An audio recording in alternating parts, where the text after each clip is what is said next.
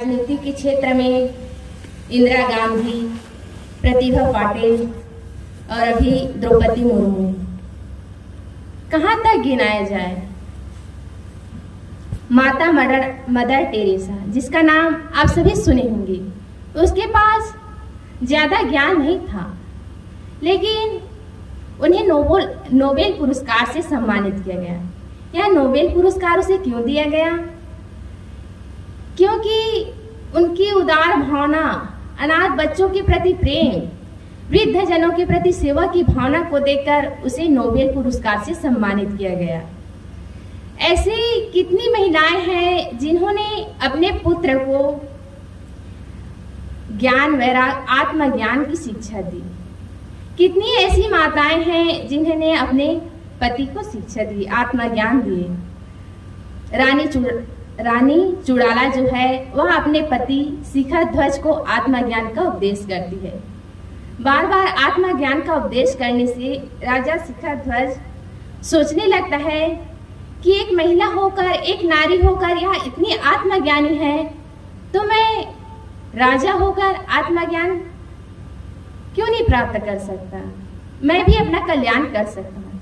ऐसा करके राजा शिखर ध्वज जो है वैराग्यवान हुए।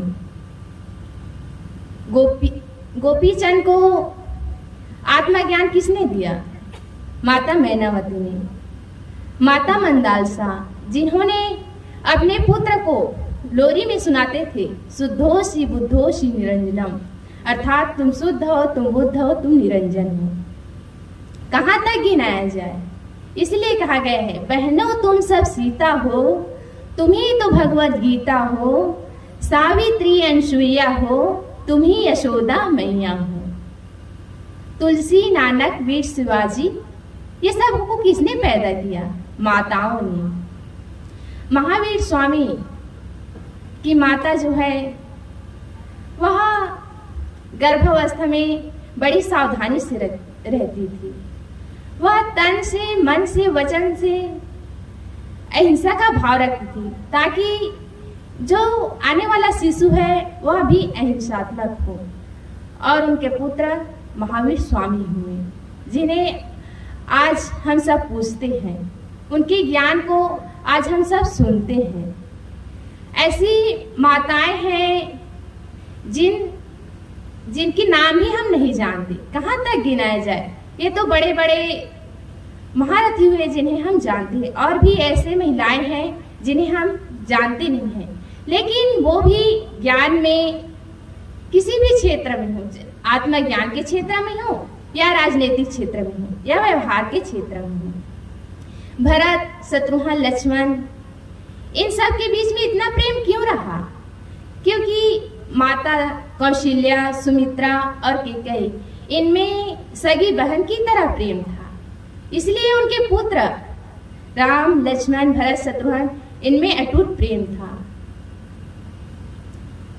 उसी में से एक घटना बताऊं। जब राम को 14 वर्ष का वनवास हुआ, तब लक्ष्मण भी उसके साथ जाना चाहते थे। राम ने कहा कि मैं तुम्हें नहीं ले जा सकता। अगर तुम्हारे जाने का इतना ही मन है तो पहली माता सुमित्रा से आज्ञा लेकर आओ। लक्ष्मण जो है माता सुमित्रा के पास गए और अपनी भावनाओं को व्यक्त की कि भैया राम जो है वह 14 वर्ष का वनवास जा रहे हैं, मैं भी उनकी सेवा के लिए जाना चाहता हूँ।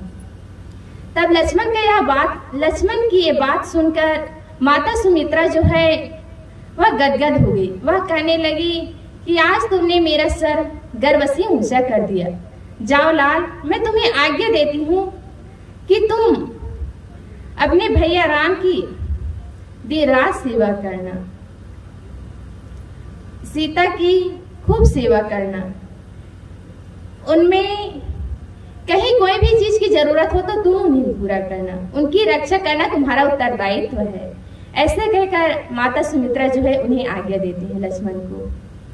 इस तरह हमारे ऊपर निर्भर करता है कि हम अपने बच्चे को कैसा बनाना चाहते हैं। एक बार APJ अब्दुल कलाम के पास प्रश्न आया कि हमारे देश की युवा पीढ़ी का विकास कैसे हो, हमारे देश की युवा पीढ़ी जो है उसकी सुधार कैसे हो। तब APJ अब्दुल कलाम ने कहा कि हमारे देश की सुधार, युवा पीढ़ी की सुधार सरकार के बदलने से नहीं, संस्कार से होगी। सरकार कुछ नहीं कर सकता, इसके लिए संस्कार की आवश्यकता है।